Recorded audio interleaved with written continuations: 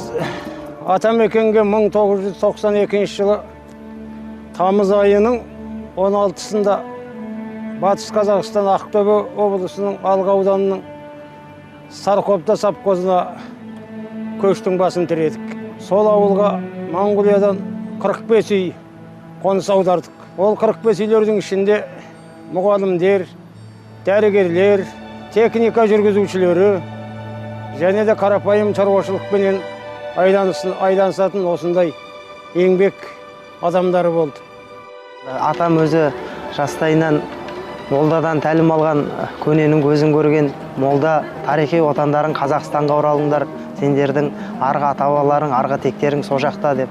Сондықтан мінекей атамның айтқан осы бір ауыз ақыл сөзімен осы отанымызға оралдық. Біз сол алғаш 92-де көшіп осы Целиноград болып тұрғанда самолетпен келіп осы жерге түстік. Сол кездегі осы Целиноград тұрған кезбенен қазіргі Астана болып тұрған екеуінің арасы жер мен көктей.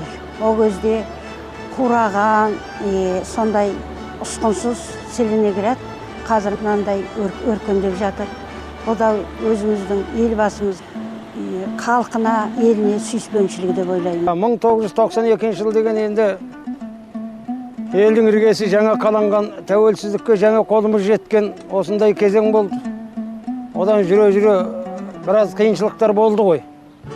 Ал енді о қиыншылықтарды да біз бастан өткөрдік. Халқымен бірге қиыншылыққа төздік. Сұлтанмахмұт Торайғыров айтқан екен, қазақтың ән өлсе жан өледі, қазақтың ән өлсе әдебиеті жесір қалады деп. Менің өнеріме деген бір үлкен серпіліс беріп, өнерімді шыңдай түсуге үлкен бір ықпалын тигізді бұл қала.